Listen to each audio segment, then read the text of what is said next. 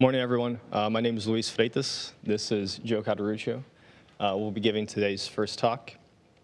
And we're here representing DigitasLBI, which is a digital advertising agency.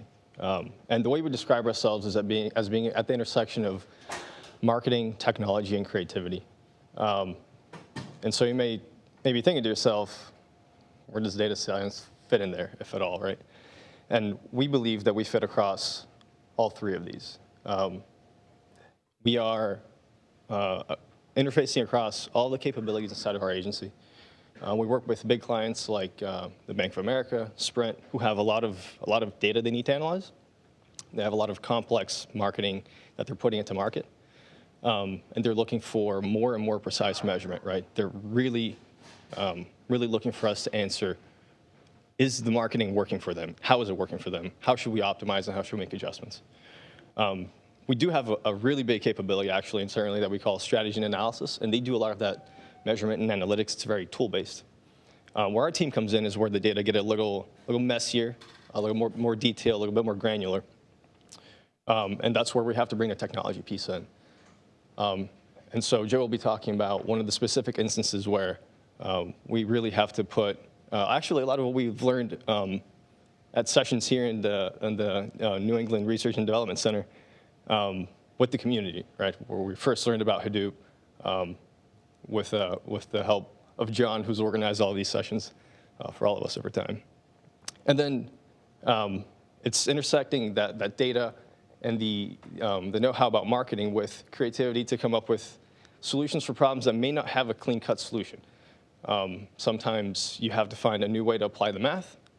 Sometimes you have to find a way to plug that gap in data that's in there and just come up with a satisfactory answer that helps our clients measure and understand and be able to take action on those plans. And so from here, I'll hand it off to Joe, who will give you a little bit more. Can you hear me? Is this on? Cool. All right. So first, I thought I'd frame a couple of the problems that our team goes about solving daily. One of the real common ones is what's called digital ad attribution, and that's really sort of answering that question: how are my advertisements working? How are they driving our clients' customers to purchase whatever it is, tires, checking accounts, you name it. We sell it indirectly. Another one is forecasting search, the performance of search keywords, paid search keywords. So that could be, for our clients at bank, something like the words checking account and those little gray boxes that appear on the top of Google and no one really knows. I don't click on them. Does anyone click on those? No? Yeah, that's why my job's kind of hard. No one clicks on those. Forecasting the performance of those, we use it for reporting. We use it for bid management, things like that. Another really interesting one we come across recently is sort of measuring brand connectivity using social data, things like Facebook and Twitter data. That's the network graph for an after-dinner mint company. I don't know. I thought that was kind of interesting. It's an English mint company, but pretty connected, actually. So one of the real interesting things about all these problems we try to solve is that my team, we can handle the math. A lot of people can handle a good amount of the programming. We have engineers that help us with the infrastructure. But ultimately, the person who receives that analysis is someone who, if you're lucky, knows SQL. Most of the time, they know a lot of Excel. So how do we sort of bridge the gap between this data, ingesting what could be hundreds of gigs a day, maybe like you have a month's worth of data. It's like a terabyte that they have to query and analyze. And that's an analyst who doesn't even know, maybe they've seen a picture of an elephant. They know what Hadoop is. It's like a little stuffed elephant or something, right? How do you bridge that gap between that person and someone who can, code Java? So what we do is we actually tend to build just little analytical apps, little web apps that our analysts access to sort of enable quick analysis of all this data. So on today's menu, I'm going to talk about the marketing attribution problem a little deeper. So normally what this looks like is a basketball court. You can feel free to laugh at any of my jokes, by the way. Okay, rough crowd. What we see is a sequence of ads that we serve, and this is our owned media that a cookie has interacted with on their journey to conversion. So that's buying something. It could even be just landing on our client's site.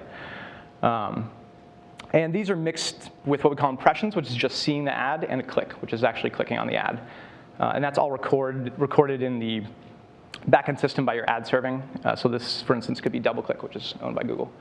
And we receive daily log files that record all of these click activities, impression activities for cookies.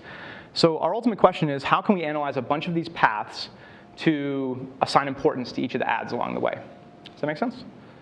Okay. And there's many of these that we go about analyzing.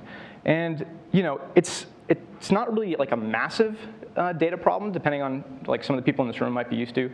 But for an advertising agency, it actually can cause a lot of headaches. So, per day across clients, it could be anywhere like 100 gigabytes, and that grows every day, and it grows with every client that we add. So for us, it's like I said, it's not a big data problem, like big data, like we have terabytes and terabytes a day, but it's enough to cause some issues, especially when you need to enable all of your 100 or so analysts to access that data at any given point in time.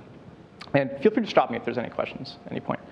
And then usually they're querying like 2 months worth of data at any given point to produce those summary reports and analyses. So does this make sense? Okay. Yep.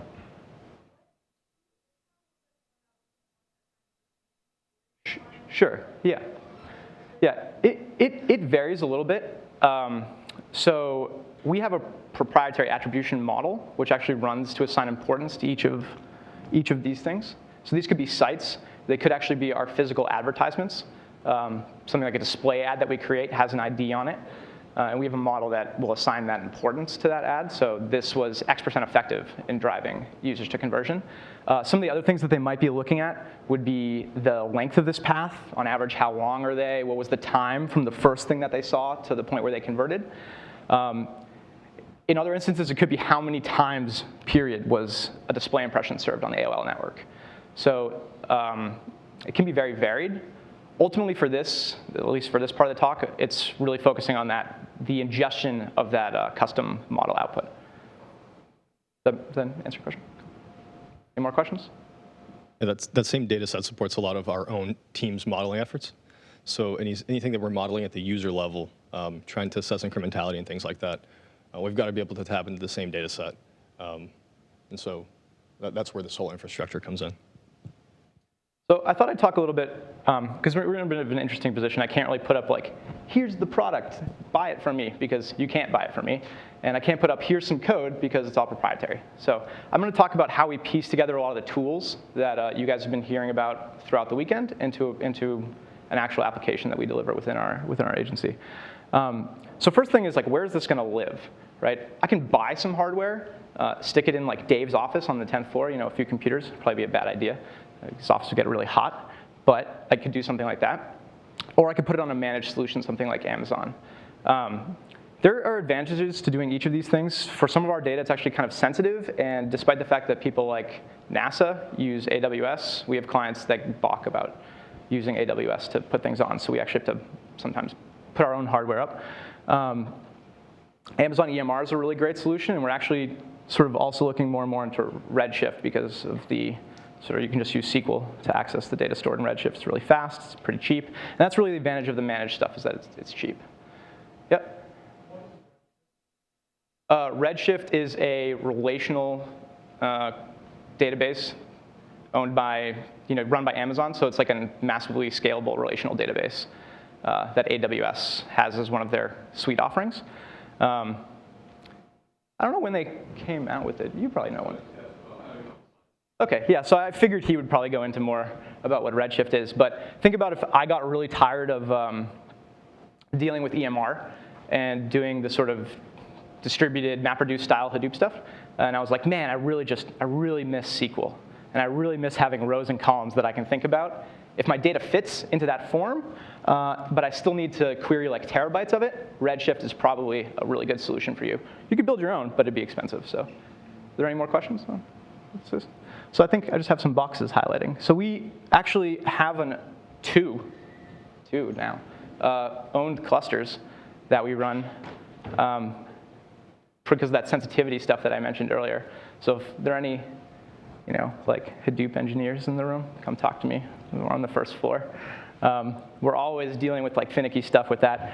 One of the disadvantages to having your own hardware is that well, or the advantages to Amazon is that they manage all the things like the Hives installs are up to date. Hadoop's always the best version.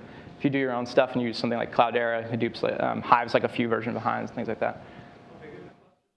They're small. I mean, if you go back to a couple slides earlier, well, so the new one we just added is pretty beefy, but the one that we're managing now for one of our financial services clients is like 6 or 7 nodes. It's not that big. It's big enough to solve the problem and to scale a little bit. But personally, I like Amazon because I can have 6 nodes or I can have 60 nodes, and I can have it at the turn of a hat. But if I can't use it for the client, I can't use it. So, any more questions? No? OK. All right. So now I put a bunch of logos on a slide. Okay. This is the process that we sort of go through when we organize how to build one of these applications. First, you have the application itself, which is the front end. How is the analyst going to interact with something? To build one of these, we like to make them fast and quick and easy to deploy as far as like the actual coding. So we use something like Bootstrap CSS and JavaScript, which is, I'm not sure if anyone's familiar with those libraries, but easily deployable CSS libraries. You can build websites really quickly.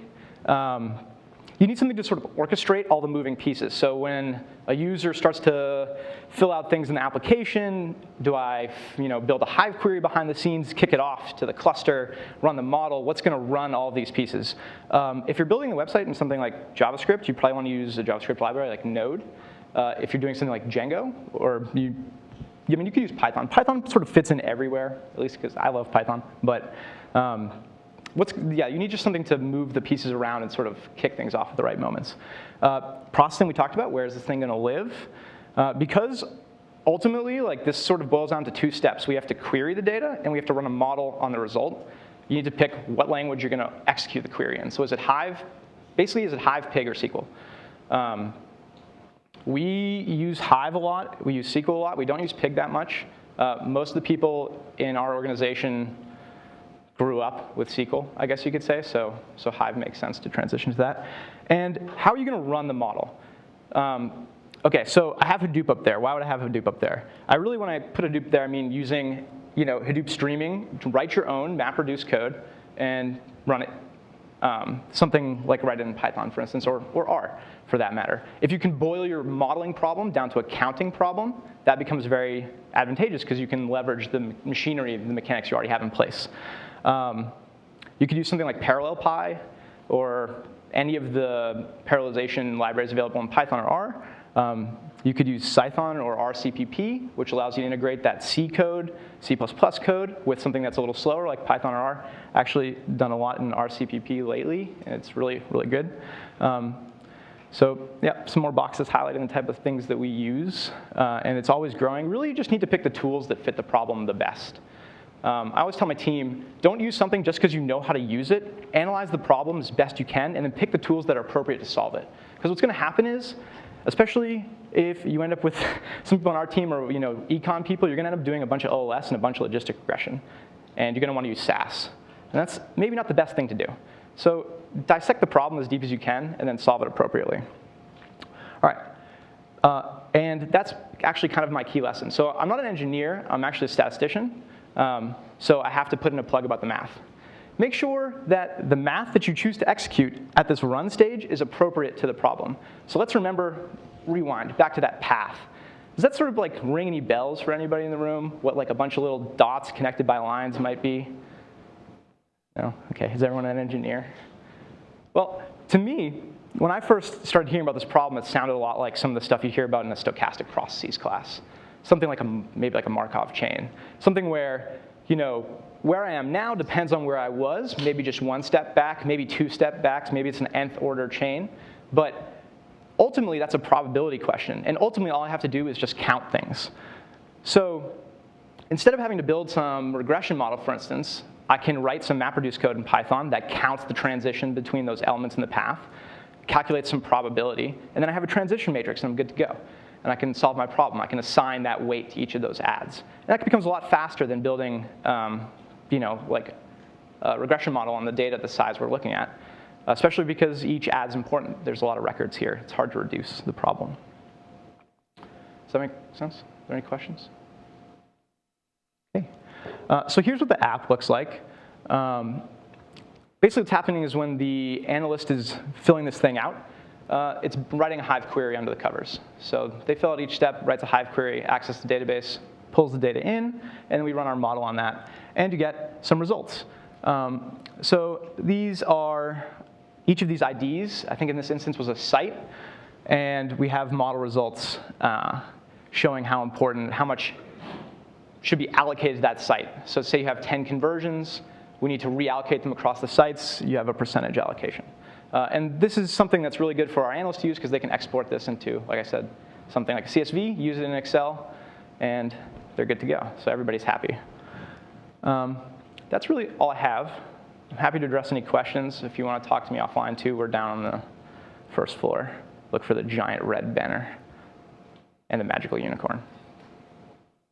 All right. Thank you.